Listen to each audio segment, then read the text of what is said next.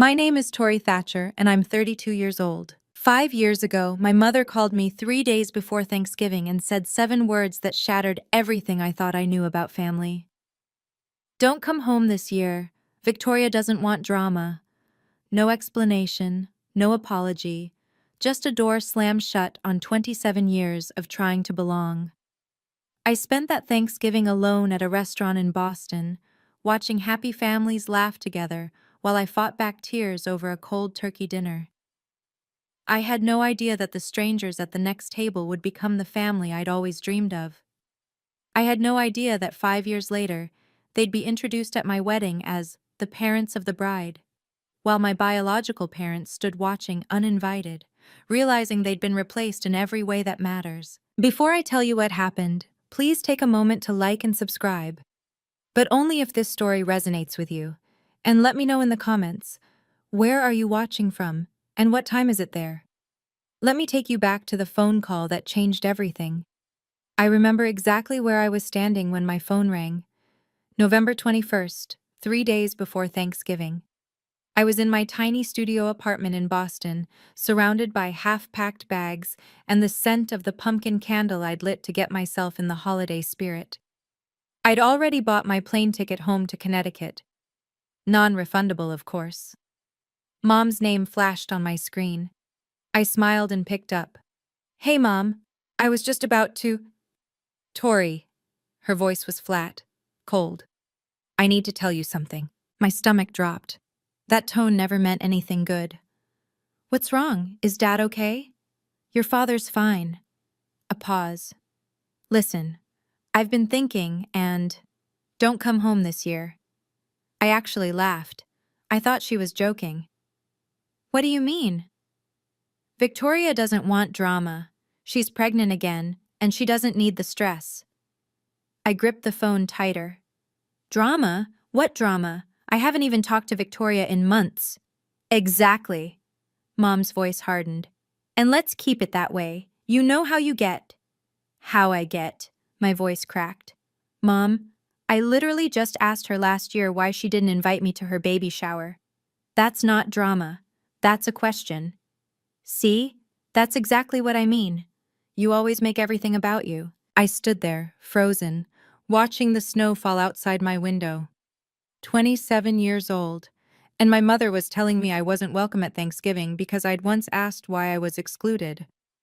"Mom, I already bought my ticket." "Then get a refund." Her tone left no room for negotiation. "Victoria is pregnant. She doesn't need stress. You understand." The line went dead. I understood perfectly. I'd always been the acceptable sacrifice. I wish I could say this was the first time. But as I sat on the edge of my bed, staring at my useless plane ticket, the memories came flooding back like a highlight reel of disappointment. My 16th birthday party. I'd been planning it for months, a small gathering with my 3 closest friends. Mom promised we'd have cake and go bowling. But the morning of, Victoria called crying because she'd failed her calculus final and needed emotional support. My party was canceled. We spent the day consoling my sister instead. "Don't be dramatic, Tori. Your sister needs us more right now. You can celebrate next weekend." We never did. Then there was my college graduation. I'd worked so hard for that moment. 4 years of late nights and part-time jobs and scraping by on ramen. I was the first person in my family to graduate with honors. When I walked across that stage, I looked for my parents in the crowd. Their seats were empty. They showed up 2 hours late. Victoria had a routine prenatal checkup that couldn't be rescheduled. "You understand, sweetheart. Your sister's baby is more important than a ceremony. More important than me." That's what she meant. That's what she always meant. I learned early that complaining only made things worse. Don't be so sensitive. Stop making everything about yourself. Why can't you just be happy for your sister? So I stopped complaining. I became smaller, quieter. I thought if I was agreeable enough, easy enough, invisible enough, maybe then I'd finally earn their love. I was 27 years old, sitting in a cold apartment with a worthless plane ticket, and I finally realized the truth.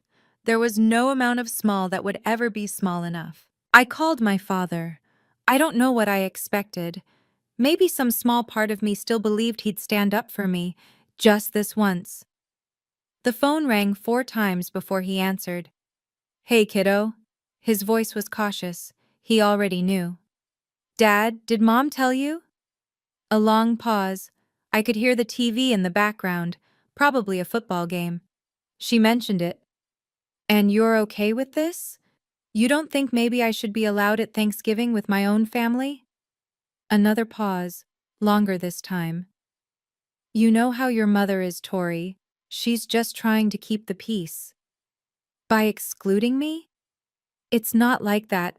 "Then what is it like, Dad? Tell me. Because from where I'm standing, it looks like you're all choosing Victoria over me." Again, silence. I could hear him breathing. I could almost see him sitting in his recliner, rubbing his forehead the way he always did when he wanted to disappear from a conversation. "Dad, do you want me there?" 5 seconds passed. 10. I think... He cleared his throat. "I think it's better if you listen to your mother this year." Something inside me went quiet. Not sad, not angry, just empty. "Okay, Dad." "Tori, don't be like..." I said, "Okay." I hung up. He didn't call back. I sat in my apartment as the sun went down, watching the shadows stretch across my floor. My father had a chance to choose me, to say one word in my defense, and he chose silence instead.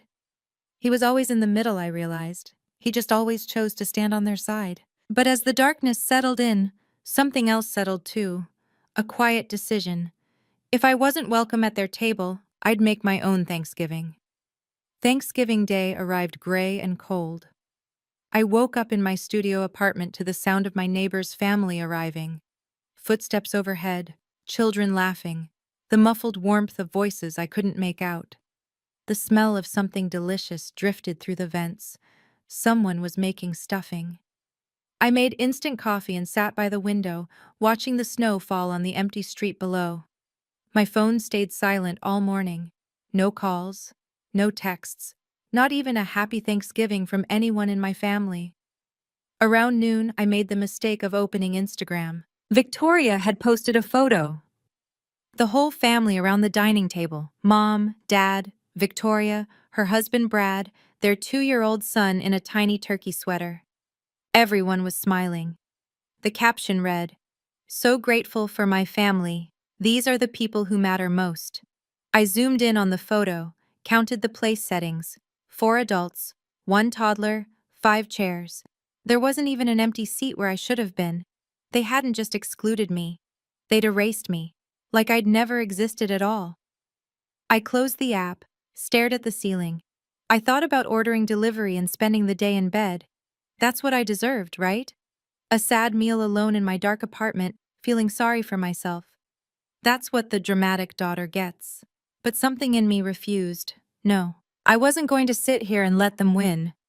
I wasn't going to let their rejection turn me into exactly what they accused me of being, a sad, bitter, dramatic mess. I grabbed my coat. If I was going to eat Thanksgiving dinner alone, I was going to do it somewhere with actual food, with light, with life. I just had to find a restaurant that was still open. Harborview Grill was one of those old Boston institutions, dark wood, brass fixtures, the kind of place that still had cloth napkins and candles on every table. More importantly, it was one of the few restaurants in the city that stayed open on Thanksgiving. When I pushed through the door, the warmth hit me like a wave.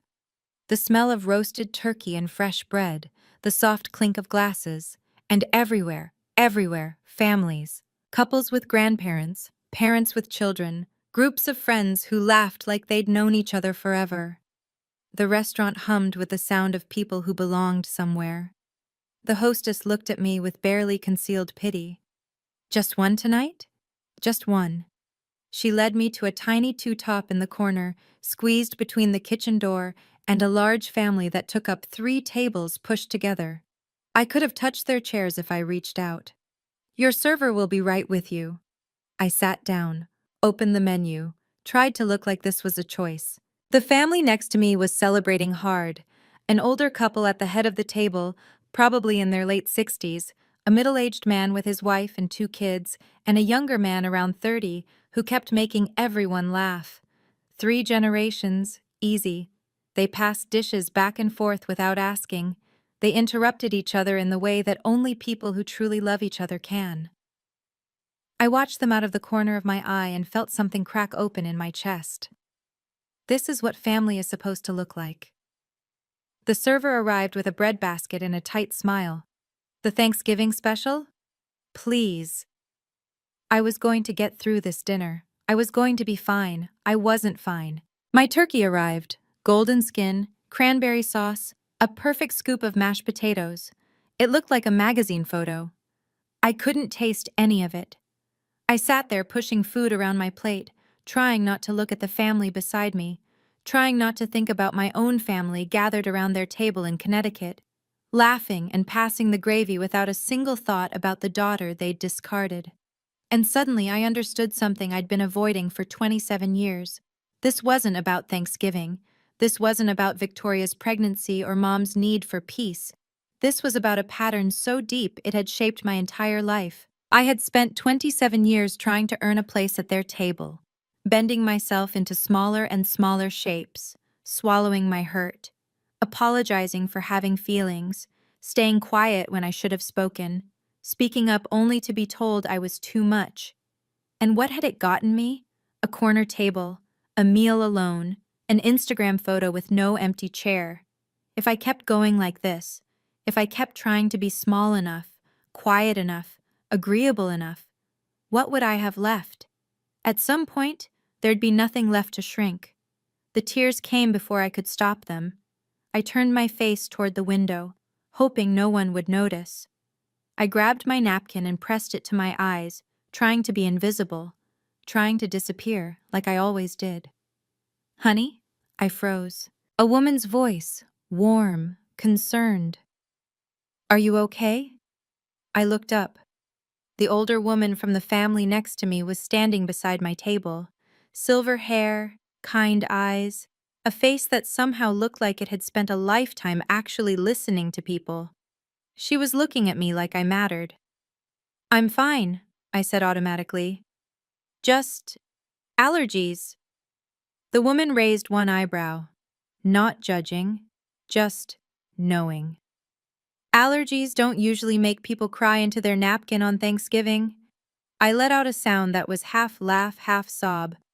That obvious? Only to someone who's paying attention.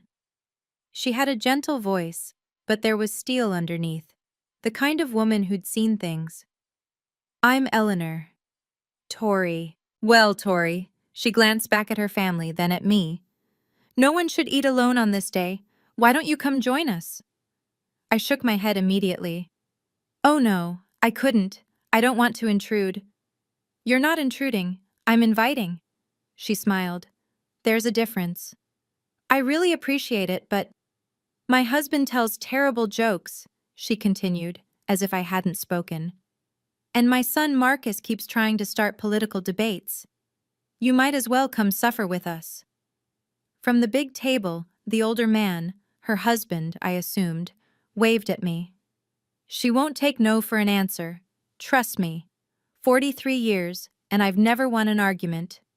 The younger son, Marcus apparently, grinned. He's not wrong. I looked at my cold turkey, my empty table, my napkin still damp with tears. Then I looked at Eleanor Morrison and her warm eyes and her family that somehow had room for a stranger. Okay, I heard myself say. If you're sure I'm not... I'm sure. Eleanor put her hand on my shoulder. Come on. We just opened another bottle of wine, and there's way too much pie. I stood up on shaky legs and followed her to the table, not knowing that this single moment, this small act of kindness from a woman I'd never met, was about to change the entire trajectory of my life. They made room for me like I'd always been there. Someone pulled up a chair. Someone else handed me a plate. Before I could even sit down, I had a glass of wine in my hand and a warm roll on my plate. I'm Richard, the older man said, shaking my hand firmly. This is my wife Eleanor. Our son Daniel and his wife Sarah, their kids Emma and Lucas, and our youngest Marcus. Hi. I gave an awkward little wave to the table. I'm Tori. Thank you so much for— What do you do, Tori? Daniel asked, passing me the mashed potatoes. I'm a graphic designer, freelance mostly. That's wonderful, Sarah said. I can barely draw a stick figure. Mom, stick figures are easy, Emma said. She looked about 8. Even I can do that. Everyone laughed. Not at anyone, with each other. It was such a foreign sound. Marcus caught my eye from across the table. He was around my age, maybe a little older, with dark hair and an easy smile. Fair warning, my dad's about to tell a joke. I am not, Richard protested. He is, Eleanor said. Richard grinned. Okay, fine. What did the turkey say to the computer? Dad, no, Daniel groaned. Google, Google, Google. The kids burst into giggles. Sarah rolled her eyes. Marcus shook his head. And I actually laughed. A real laugh. For the first time all day. Richard raised his wine glass. A toast to unexpected guests who make our table complete. Everyone raised their glasses, including me. I looked around at these people, strangers, all of them, until 15 minutes ago, and felt something I hadn't felt in years. Warmth, acceptance, belonging. I didn't know families could feel like this. After the main course, while the kids ran off to explore the restaurant and the men argued about football, Eleanor moved to the chair next to mine. How are you doing? She asked quietly. Really? I looked down at my plate. Better. This is really nice. Thank you. You're welcome. She took a sip of her wine. But that's not what I asked. Something about her directness made me want to be honest. I'm okay. I'm just having a hard Thanksgiving. Do you want to tell me why you're really here alone? I hesitated. The truth felt too pathetic to say out loud. My own mother told me not to come home. My sister thinks I'm drama. My father chose silence over me. But Eleanor waited, patient, no judgment in her eyes. My mom called me 3 days ago, I finally said. Told me not to come home for Thanksgiving. My sister is pregnant and she didn't want drama. Drama? That's what they call it when I ask questions they don't want to answer. Eleanor nodded slowly. I see. It's fine, I added quickly. I mean, it's not fine, but it's not fine. Eleanor's voice was gentle but firm. Can I tell you something I learned in 30 years as a family lawyer? I blinked. You're a lawyer? Retired. Family law, she smiled. I've seen every kind of family dysfunction you can imagine, and I've learned that the people who accuse you of causing drama are usually the ones creating it. They just need someone to blame. The words hit me like a physical force. You're not the problem, Tori. Eleanor put her hand over mine. You never were. I couldn't speak. I could barely breathe. Those were the words I'd needed to hear my entire life. Hey, I want to pause here for a second. If you're watching this and you've ever been blamed for causing drama just because you asked to be treated fairly, I see you.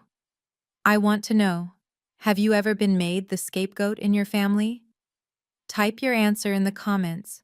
And if this story is hitting close to home, please hit that like button so more people can find it. Now let me tell you what happened next. The evening wound down slowly, the way good dinners do.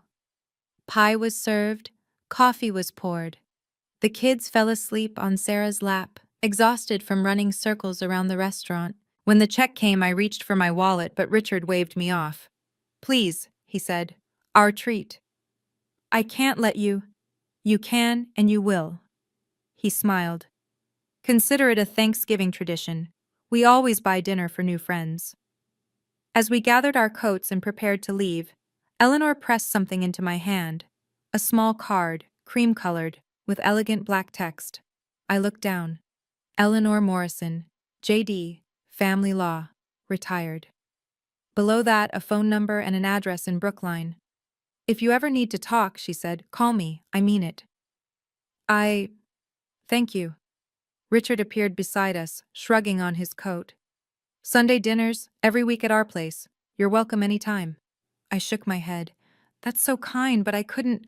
She could, Marcus said, joining the group. And she should. Mom never says things she doesn't mean. Trust me. Eleanor squeezed my hand. Family isn't blood, Tori. It's showing up. I stood there in the restaurant lobby, holding a business card from a woman I'd met 3 hours ago, receiving an open invitation from a family I had no claim to. Outside, the snow was falling harder. Through the window I could see families hurrying to their cars, children carried on shoulders, grandparents clutching to-go containers of leftover pie. I looked back at the Morrisons, Richard helping Eleanor with her scarf, Daniel herding sleepy children, Marcus waiting by the door with an expectant look. Okay, I said.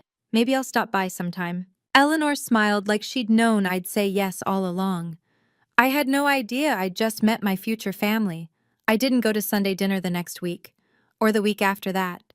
It felt too strange, too forward, too much like I was imposing on someone else's family. But Eleanor called. Just to check in, she said, just to see how I was doing. By early December, I finally accepted the invitation. That first Sunday, I stood on the Morrisons' porch in Brookline for 5 full minutes before I worked up the courage to knock. The house was exactly what I'd imagined, a beautiful Victorian with a wraparound porch and lights in every window. It looked like the kind of place where good things happened. Eleanor opened the door before I could change my mind. There you are. She pulled me into a hug like it was the most natural thing in the world. We saved you a seat. That was the first of many Sundays. Over the next 6 months, I became a regular at the Morrison dinner table. Richard taught me to play chess, even though I lost every single game. Eleanor showed me her secret pie crust recipe, the one she swore she'd never written down. Daniel's kids started calling me Aunt Tori without anyone telling them to. And Marcus? Marcus and I became friends. Real friends. The kind who texted random thoughts at 2 a.m. and argued about movies and sat next to each other at dinner without anyone having to arrange it. I didn't hear from my biological family once. Not a call, not a text, not even a Christmas card. For the first time in my life, I stopped noticing. Because for the first time, I wasn't performing for love. I wasn't shrinking myself to fit into someone else's expectations. I was just loved. It felt like finally coming home. One spring afternoon, about 8 months after that first Thanksgiving, Eleanor and I were sitting on her back porch. The garden was just starting to bloom, tulips pushing up through the soil, birds fighting over the feeder. Richard was inside, watching a game with Marcus. We could hear them shouting at the TV. Have you heard from your parents? Eleanor asked. I watched a robin land on the fence. No, and I haven't reached out either. She nodded, no judgment in her eyes. Do you want to? I thought about it, really thought about it. Sometimes, I admitted. In the middle of the night, mostly. I'll think about calling my mom and trying to explain, but then I remember there's nothing to explain. She knows what she did. She just doesn't think it was wrong. That's a hard thing to accept. It is. I pulled my cardigan tighter. I keep waiting to feel guilty. Everyone says you should forgive your family no matter what. Blood is thicker than water and all that. You know, I've never believed that. Eleanor took a sip of her tea. In my career, I helped a lot of people find legal recognition for the families they've built, not the ones they were born into. I turned to look at her. What do you mean? She smiled, soft and knowing. Just that the law recognizes what the heart already knows. That family can be created, not just inherited. There are ways to make those bonds official, if a person wants to. I didn't fully understand what she was hinting at. Not yet. Something to think about, Eleanor said. Whenever you're ready.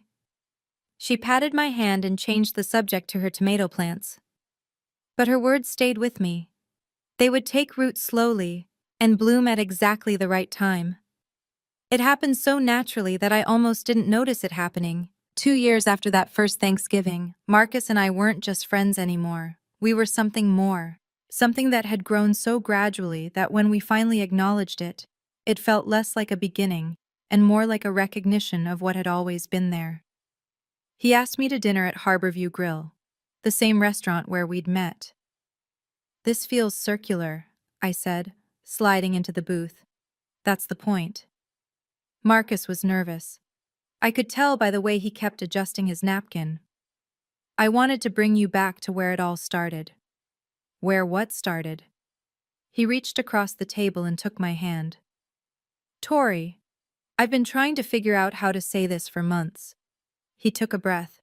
"I want to spend the rest of my life choosing you, every single day." My heart stopped. "Marcus? I know your family hurt you. I know you're scared of people who are supposed to love you letting you down." His eyes were steady on mine. "But I'm not going anywhere. I never have been." He pulled out a small velvet box. "Tori Thatcher, will you marry me?" I couldn't speak. I couldn't breathe. I looked at this man who'd been my friend first, my confidant second, my rock through 2 years of healing, and I saw my future. "Yes," I whispered. "Yes." He slipped the ring on my finger. The restaurant erupted in applause. I'd been so focused on Marcus I hadn't even noticed the other diners watching. And then I saw them. In the corner booth, Richard and Eleanor, champagne already poured, beaming at us like they'd known all along. "Mom couldn't resist," Marcus laughed. I was going to officially become a Morrison. The wedding planning began immediately. Venue options, catering tastings, flower consultations. It was overwhelming and exciting and everything I'd never let myself dream about. But one question kept me up at night. The wedding invitations would need a line for parents of the bride. And I had no idea what to write there. Robert and Linda Thatcher? They hadn't spoken to me in over 2 years, hadn't called on my birthday, hadn't acknowledged my existence in any way. I couldn't put their names on my wedding invitation. They hadn't earned that honor. I was pacing in the Morrisons' living room one evening when Eleanor found me. "What's troubling you, sweetheart?" I told her about the invitation, about the impossible line I couldn't figure out how to fill. Eleanor sat down and patted the cushion beside her. "There's something I mentioned to you once, about legal recognition for chosen family. Do you remember?" I nodded slowly. "You said the law recognizes family that's created, not just inherited." "Adult adoption," Eleanor said gently. "It's a legal process where a consenting adult is formally adopted by another family. It creates a legal parent-child relationship, new birth certificate, new legal next of kin status, everything."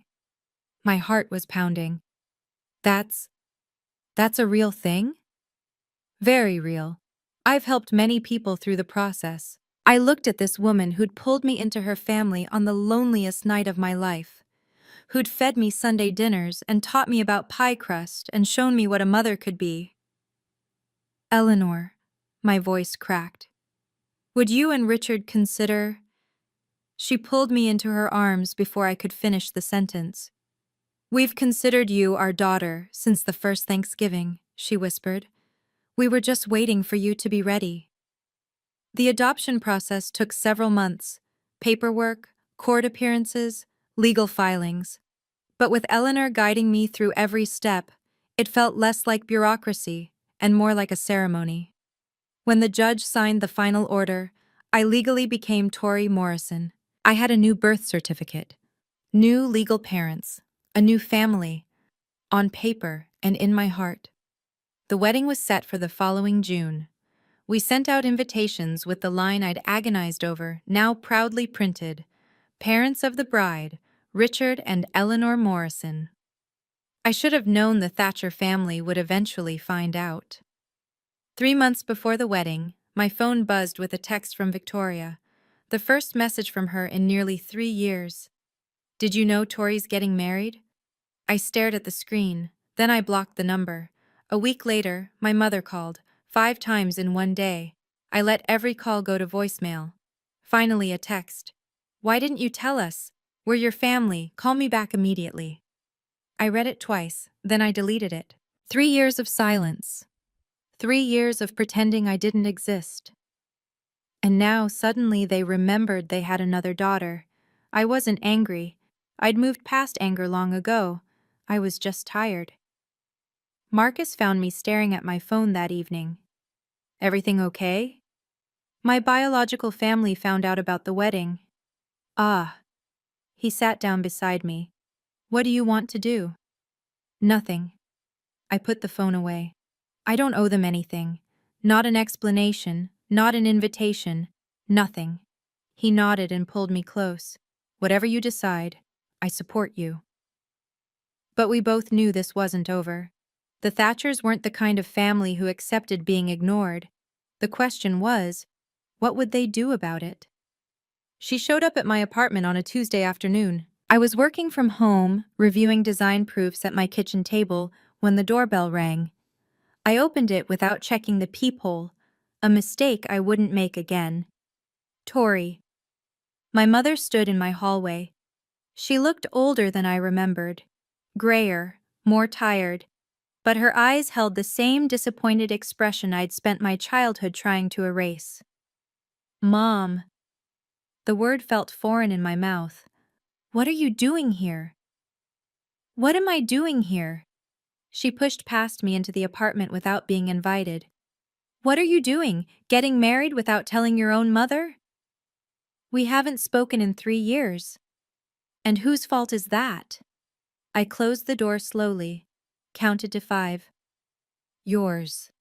It was your fault. You told me not to come home. Not to. That was one Thanksgiving. You can't still be upset about that. I'm not upset. I kept my voice calm. I've moved on. Linda's eyes swept across my living room, landing on the photos on my bookshelf. Me and Marcus at a beach. Me and Eleanor making pie. The whole Morrison family at Christmas. Me right in the center.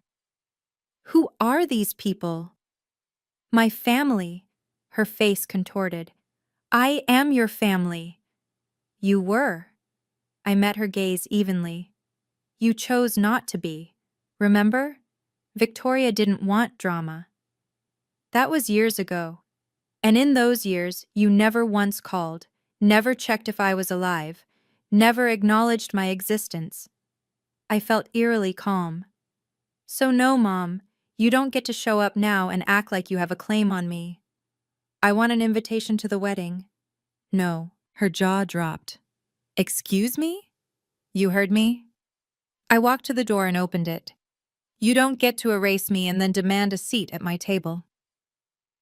The wedding day dawned golden and perfect. June in Napa Valley. A vineyard with rolling hills and endless rows of grapevines. We'd chosen an outdoor ceremony with a reception in a beautiful stone barn, everything decorated with white roses and greenery. In the bridal suite, I stood before a full-length mirror while Eleanor adjusted my veil.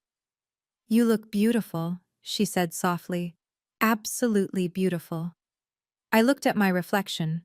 The woman looking back at me was calmer, stronger than the girl who'd sat alone in a restaurant 5 years ago. That girl hadn't believed she deserved to be loved. This woman knew better. On the vanity beside me sat a copy of the wedding program. I picked it up, reading the line I'd never thought I'd be able to write. Parents of the bride, Richard and Eleanor Morrison. Underneath, in smaller text, the family who chose her. Eleanor noticed me looking. Are you nervous? About marrying Marcus? No. I set down the program. About what might happen, a little. I'd hired security for the wedding, a quiet precaution. After Mom's visit to my apartment, I knew there was a chance she'd try something. Eleanor put her hands on my shoulders. Whatever happens today, you have a family who chose you. We will always choose you. Never forget that. I hugged her tight. I love you, Mom. It was the first time I'd called her that. The word came out naturally, like it had always been waiting. Eleanor's eyes glistened. I love you too, sweetheart. My daughter. Through the window I could see guests arriving. Marcus was already at the altar looking nervous and handsome in his gray suit. It was time. Whatever came next, I was ready. The ceremony was everything I'd dreamed of. Marcus waiting at the end of the aisle. Richard walking me toward him, steady and proud. The vows we'd written ourselves, words that made half the guests cry and the other half pretend they weren't crying. When Marcus slipped the ring on my finger and the officiant pronounced us husband and wife, I felt something click into place, like the last piece of a puzzle I'd been trying to solve my entire life. The reception was in full swing when the security guard found me. "Mrs. Morrison?" He appeared at my elbow, discreet and professional. "There are two people at the entrance. They claim to be your parents." I'd expected this. Part of me had been waiting for it all day. Marcus appeared beside me. "What's going on?" "My biological parents are here." His expression hardened. "I'll handle it." "No." I took his hand. "This is my moment. I'll handle it." I considered my options. I could have them removed. I could pretend they weren't there. I could avoid the confrontation entirely. But something in me said no. Let them see. Let them see what they lost. Let them see the family who stepped up when they stepped away. Let them witness the life I built without them. "Let them in," I told the security guard. "But don't seat them with the family. Put them in the back." "Are you sure?" Marcus asked. "I'm sure." The guard nodded and disappeared. A few minutes later, I saw them, Linda and Robert Thatcher, standing uncertainly at the edge of the reception, looking around at the 100+ people who were celebrating their daughter's wedding. Their daughter, who they hadn't spoken to in 3 years. The MC was about to make his announcement. Perfect timing. "Okay, this is the moment. Before the big reveal, I have a question for you. If you were in my shoes, would you have let your biological parents into your wedding?" Type yes or no in the comments. I want to know what you would have done. And if you're dying to see what happens next, make sure you're subscribed with notifications on. Now let me tell you about the moment everything changed. The MC stepped up to the microphone. The music softened. "Ladies and gentlemen, if I could have your attention, please." The room quieted. Guests turned toward the front. Champagne glasses paused halfway to lips. "Before we continue the celebration, I'd like to introduce some very special people." I watched my biological parents from across the room. Linda was craning her neck, trying to see. Robert stood behind her, hands in his pockets, looking uncomfortable. They had no idea what was coming. "Please join me in welcoming the parents of the bride." Linda straightened up. I could see her preparing to acknowledge the introduction, to accept the recognition she believed was rightfully hers. "Richard and Eleanor Morrison!" The room erupted in applause. Richard and Eleanor stood from the head table, beaming, waving to the guests. People cheered. Someone whistled. The photographer snapped photos. And across the room, my mother's face went white. I watched it happen in slow motion. The confusion, the disbelief, the moment she realized what those words meant. Richard and Eleanor Morrison, the family who chose Tori and whom Tori chose in return. Linda grabbed Robert's arm. "What did he just say?" Robert looked stunned, speechless. Around them, guests clapped and smiled, completely unaware that the older couple in the back had any connection to the bride at all. To everyone else at this wedding, Richard and Eleanor Morrison were simply what they appeared to be: my parents. Linda's mouth opened and closed. No sound came out. She looked at the happy couple accepting congratulations, then at me standing with my husband, and the truth finally settled over her like a cold wave. She had been replaced. Completely. Officially. Legally. And everyone in this room knew it except her. Linda pushed through the crowd before I could stop her. She reached me just as the applause was dying down. Her face was flushed, her eyes wild. Robert trailed behind her, looking like he wanted to disappear. "What is going on?" Linda's voice was a harsh whisper. "Who are those people?" I kept my voice calm, steady. "My legal parents. I was adopted 2 years ago." "You... what?" She actually staggered back a step. "You can't just replace us." I didn't replace you. I looked at her evenly. You abandoned me first. We never abandoned you. You told me not to come home. You chose Victoria. Every time. For 27 years. The guests nearest to us had noticed the confrontation. Conversations died. Heads turned. That's not fair, Linda started. Fair? I felt Marcus move to my side, a solid, reassuring presence. You want to talk about fair? I didn't raise my voice. I didn't need to. The truth was loud enough on its own. I spent 27 years trying to earn a place in your family. You know what I got? An Instagram photo with no empty chair. A Thanksgiving dinner alone. 3 years of silence. I'm still your mother, Linda's voice cracked. Not legally. I held up my left hand, both rings glinting in the reception lights. Not emotionally. Not anymore. Around us, the room had gone quiet. 100 pairs of eyes watched us. Linda looked around, suddenly aware of the audience. Her cheeks burned red. This is humiliating, she hissed. Then leave. My voice was soft. Final. You showed up uninvited to my wedding. You don't get to be the victim here. She stared at me like she was seeing a stranger. Maybe she was. The daughter who never fought back had finally stopped shrinking. And then, for the first time in my entire life, my father spoke up. Tori. His voice was rough, broken. I'm sorry. I turned to look at him. Really look at him. Robert Thatcher had aged more than 5 years should account for. His hair was grayer, his shoulders slumped, but his eyes were wet with tears.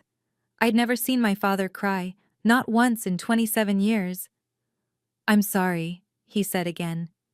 I should have done better. Something cracked inside my chest. Not healing, just recognition of an old wound. I know, Dad. I was a coward. His voice trembled. I always was. I knew how your mother treated you, how Victoria treated you, and I stood there. I let it happen. Linda grabbed his arm. Robert, what are you?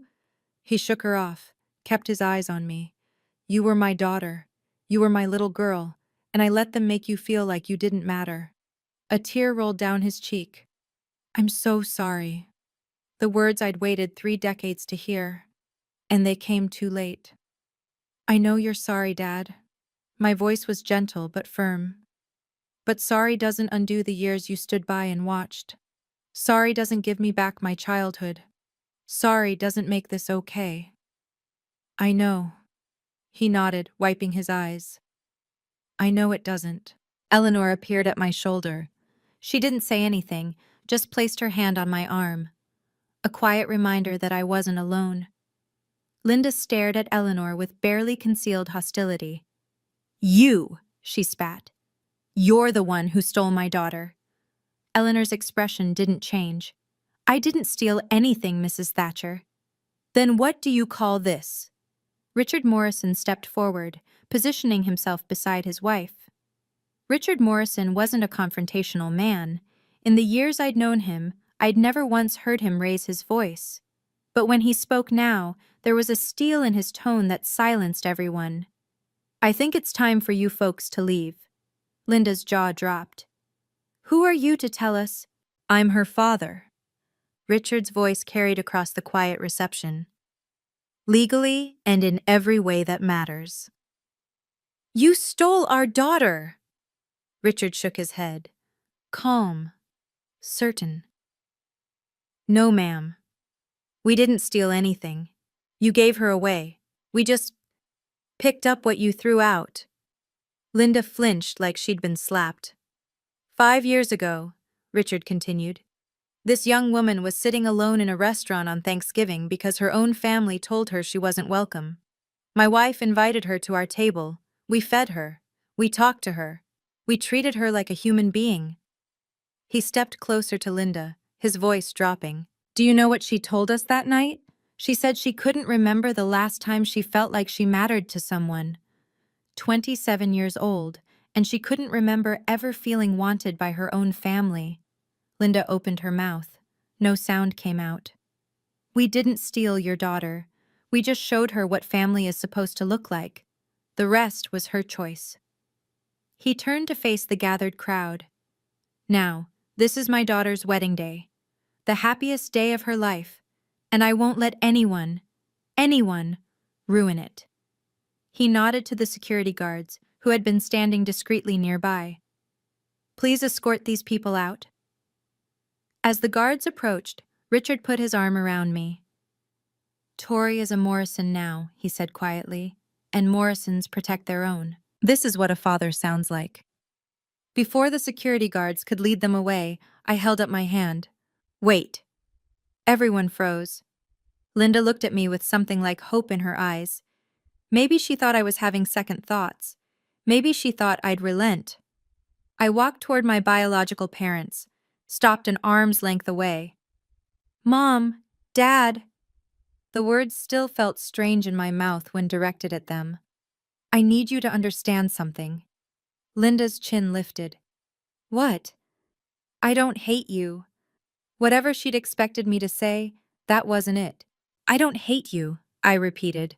I've made peace with who you are. You're not villains. You're just people who couldn't love me the way I needed to be loved. People who chose comfort over fairness. People who let one daughter become invisible so the other could shine. Robert was crying again. Linda's face was a mask. But I've also made peace with who I am. I stood straighter. And who I am is someone who deserves to be chosen, not as a backup, not as an afterthought, chosen first. I looked at them both. The parents I'd spent my childhood trying to please, the family I'd shrunk myself to fit into. You didn't choose me, they did. I gestured to the Morrisons. And I choose them. The room was silent. 100 guests watched this moment, and not one of them moved. Linda opened her mouth to speak. I didn't let her. I'm not erasing you from my history. I'm just not giving you a seat at my table anymore. And that's not revenge. That's just the natural consequence of your choices. I nodded to security. Goodbye, Mom, Dad. As they were escorted out, the wedding guests began to applaud. Not for the drama, for me. The rest of the wedding was everything I'd hoped for. We danced, we laughed, we cut the cake while everyone cheered. Marcus twirled me around the dance floor until I was dizzy with joy. For those few hours, I let myself forget about the confrontation and just be happy. But the next morning, my phone started blowing up. Texts from cousins I hadn't heard from in years, messages from aunts and uncles I barely knew. The extended Thatcher family had heard about what happened at the wedding, and they had opinions. How could you do this to your mother? Family is family no matter what. You've broken your father's heart. I deleted them without responding. But then came a text from someone unexpected. My Aunt Patricia, my father's younger sister. Tori, I heard what happened. I want you to know. I'm proud of you. I stared at the screen. I always knew Linda and Victoria treated you wrong. I tried to say something once, and your mother stopped speaking to me for a year. But you deserved better. You always did. My eyes burned. I typed back. Thank you. That means more than you know. On Facebook, Linda posted a long, dramatic status about ungrateful children and modern families who don't understand loyalty. I didn't respond. I didn't need to. That evening, I blocked every phone number and social media account connected to the Thatcher family. Not out of anger, out of peace. Marcus found me on the balcony of our honeymoon suite. You okay? I looked out at the vineyard spreading golden in the sunset. Yeah. I leaned into him. I really am. For the first time in my life, I wasn't carrying the weight of people who didn't want to carry me. I was finally free. 2 weeks after the wedding, a handwritten letter arrived at our new address. The return address said Victoria Thatcher Collins. My sister's handwriting, loopy, perfect, exactly like I remembered from birthday cards that always felt more like obligations than affection. I almost threw it away unopened. But something made me sit down at the kitchen table and read it. Dear Tori, I don't know if you'll read this. Honestly, I wouldn't blame you if you didn't. But I had to try. Mom told me what happened at your wedding. She's devastated. Dad hasn't been the same since he came home. I think seeing how happy you are without us, broke something in him. I know we haven't always had the best relationship, but you have to understand. Mom and Dad were just trying to keep the peace. I never meant for you to feel excluded. You always made everything so difficult, always asking questions and bringing up old hurts. It was exhausting. I hope one day you'll understand that family is complicated. Maybe when you have your own kids, you'll see why Mom made the choices she made. I'm not asking for an apology. I just wanted you to know that we still love you, even if you've decided we're not good enough for you anymore. Your sister, Victoria. I read it twice. Then I folded it carefully and put it in a drawer. Marcus came home to find me at the kitchen table. What's that? Letter from Victoria. What did she say? Nothing new. I stood up and started making dinner. She still doesn't get it. She never will. Does that bother you? I thought about it. Really thought about it. No, I said finally. It's not my job to make her understand. It never was. A year after the wedding, life had settled into something beautiful. Marcus and I bought a house in the suburbs of Boston, a little Cape Cod with a big backyard, just 20 minutes from Richard and Eleanor. Close enough for Sunday dinners, far enough for privacy. I was no longer freelancing. A design agency had hired me as their art director, a job I loved so much it barely felt like work. Marcus was thriving at his architecture firm. We were building a life together, literally and figuratively. And I was pregnant. Eleanor cried when we told her.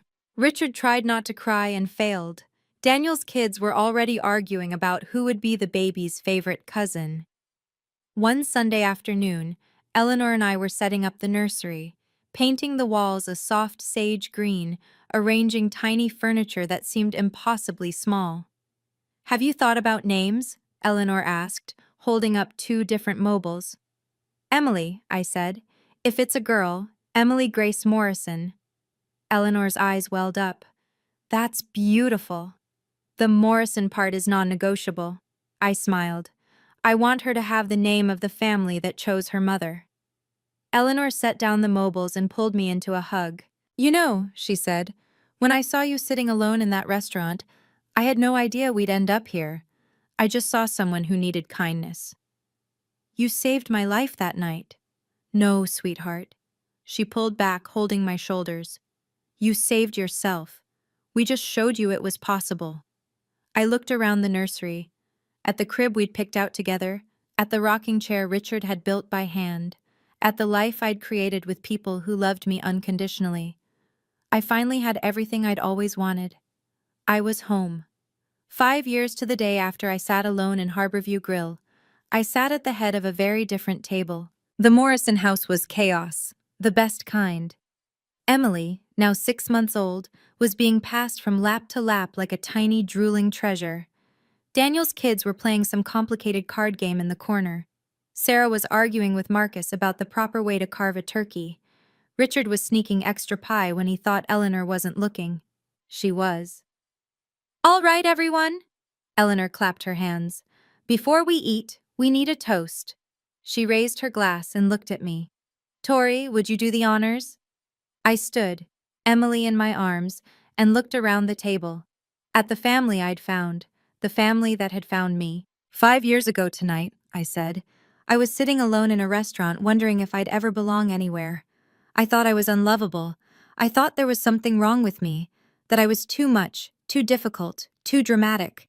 I paused, feeling Marcus's hand squeeze my knee under the table. Then a stranger named Eleanor Morrison came up to my table and said, "No one should eat alone on this day." And everything changed. Richard wiped his eyes. Eleanor was already crying. So here's my toast. I raised my glass. To family. Not the one we're born into, but the one we build, the one we choose, the one that chooses us back. To family, everyone echoed. Glasses clinked. Emily gurgled. Richard finally got his extra piece of pie, and I looked around at these people, my people, and felt something I'd spent my whole childhood chasing, I belonged. Completely. Unconditionally. For the first time in my life, I was home. After dinner, Marcus and I sat on the back porch with Emily asleep between us in her carrier. The November air was cold, but we were bundled in blankets, watching the stars emerge one by one. Do you ever think about them? Marcus asked quietly. Your bio parents? I considered the question. Sometimes, I admitted. In the middle of the night, mostly. I'll wonder how they're doing, if they've changed, if they ever really understood what they lost. Do you think they have? Changed? I shook my head slowly. People rarely do, not in the ways that matter. Does that make you sad?